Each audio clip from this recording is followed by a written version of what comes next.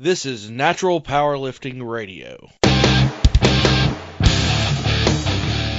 You're listening to Iron Boy Talk, a drug-free strength and powerlifting podcast with Keith Payne and Rob Wess. We've got a meet, an Iron Boy meet coming up on May 4th. It's our annual odd lift challenge. And this year we're going to introduce a new lift, and I kind of wanted to talk about that lift and introduce it to people and let them know what we're going to be doing prior to the meet. So if some people want to train for it, they'll have an opportunity to do that.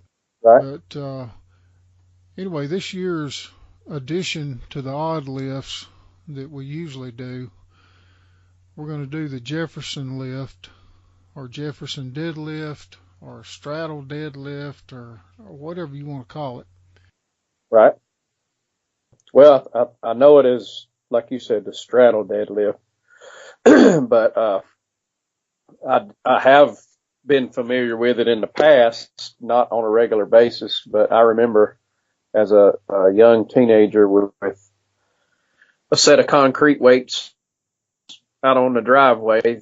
We had ran across that lift somewhere, so I remember me and a couple of my friends just, not knowing what we were doing, just walking over there and getting in that position and picking up those concrete weights in that manner. So that was my first experience with it, not knowing what it was or what we were doing at all. But later on as the years went by, more recently, have played with it a little bit in the gym. Again, not a staple in my training, but just dabbling with different things. It has come up, and yeah, we've played with it a little bit. Yeah, I think a lot of folks that are a little older, I'm going to say 50 years old or older, probably are somewhat familiar with Jefferson lift or straddle deadlift or right.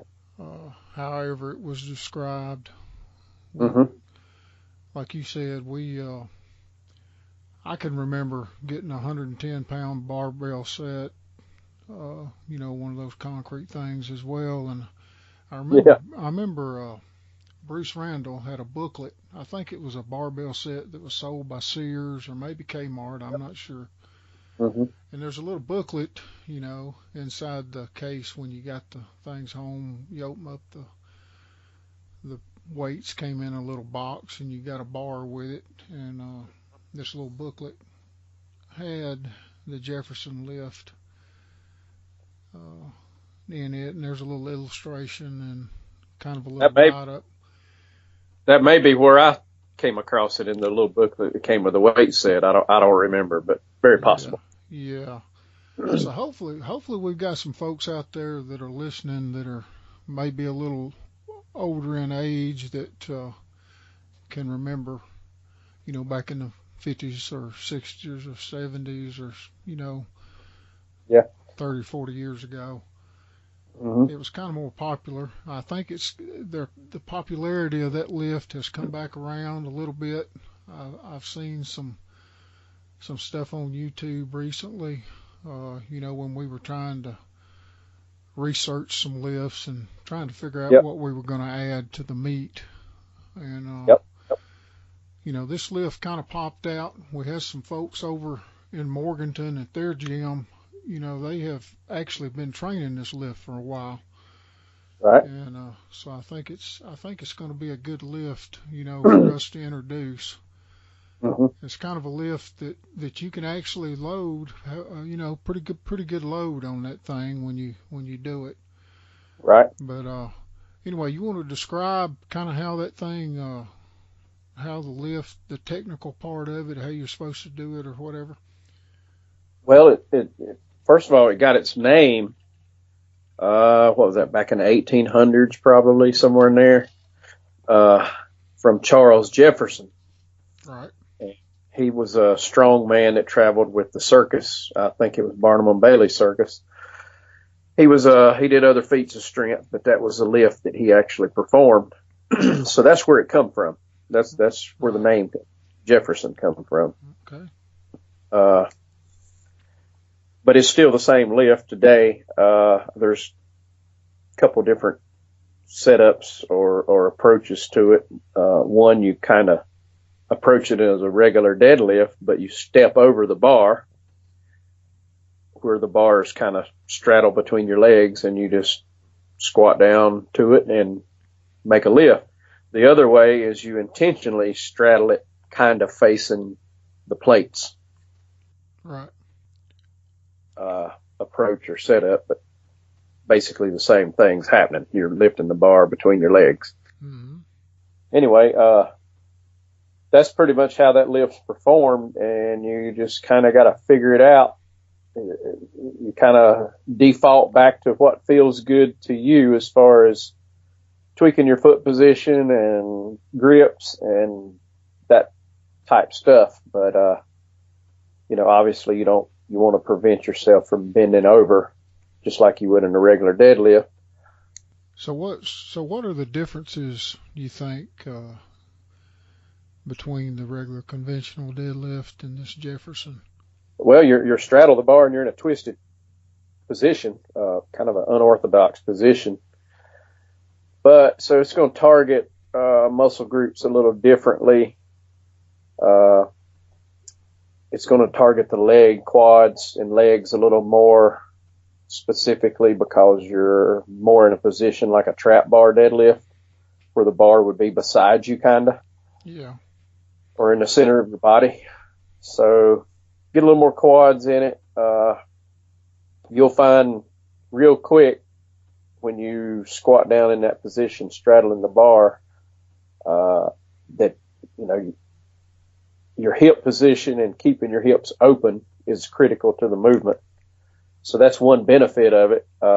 It's going to teach you that, glute activation, of course, keeping your knees out like you would in a regular squat or deadlift. So this kind of helps you learn that, in my opinion.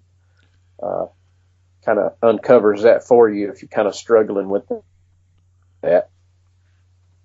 Yeah, I kind of remember doing this stuff, when I was young. It's been quite a few years since I've actually done this kind of deadlift, but I remember one of the things I remember, it really hit the way I took my stance.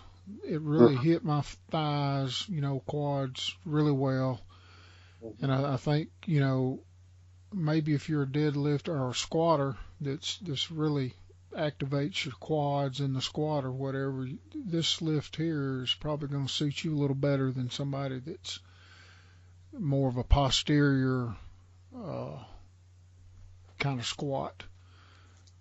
Yeah, maybe, unless everybody wants to use 45 so they can load the bar up, which you can with this lift.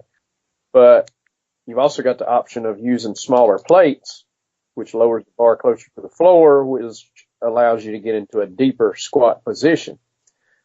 So now you're getting more glutes, hamstrings involved in the lift also. So that's another option as far as, how to use it in training. Yeah, and it hits your abs all the way around, because you're kind of in a twisted posture. Mm-hmm. Mm-hmm. So it's gonna hit at least one side of your body a little different from the other side.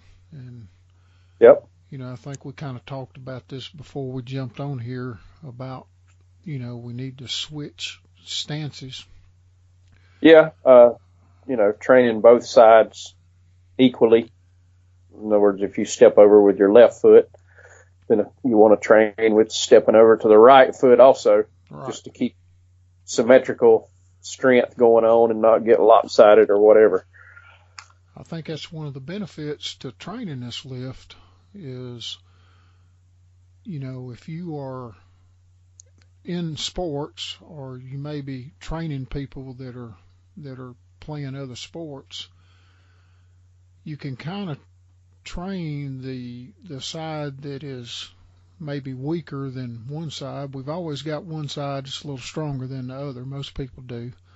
Right. And you can actually take this lift and train your weaker side to get that weak side, more equal to your stronger side. And when you're in that kind of stance too, it kind of fits most sports, because most sports, your feet are never standing just perfectly straight across from each other. That's true. You either got one foot forward or back. Most all sports, you're going to be in that kind of position. So I think this would benefit people that are training other sports. Yeah, I think everybody could play with it and, make their own judgment whether, something they want to implement or not. But it's definitely worth dabbling with. Yeah.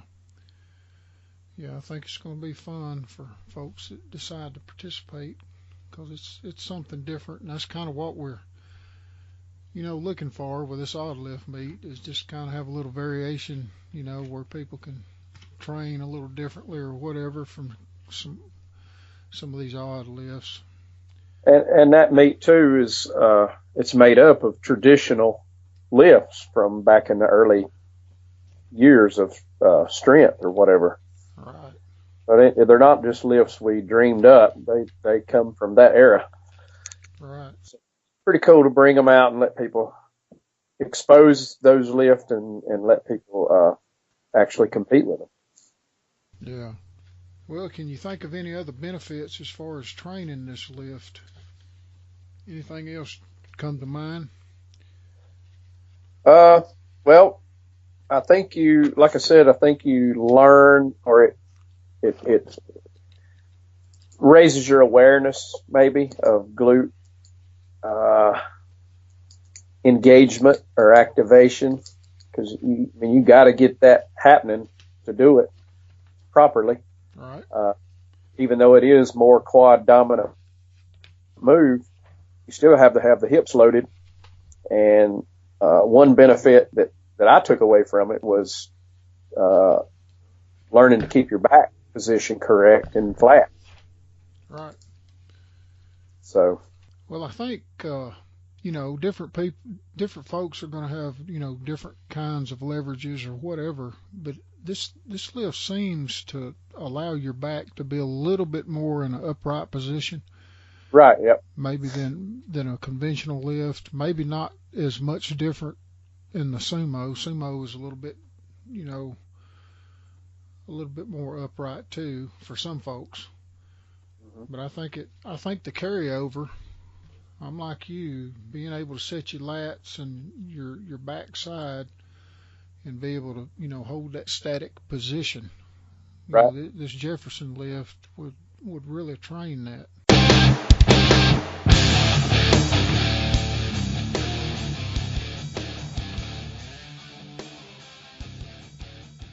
Come try out your Jefferson Deadlift May 4th at the IBP Odd Lift Challenge in Morganton, North Carolina. But before that, come to the IBP Tar Heel State Powerlifting Championships in Belmont, North Carolina on April 20th.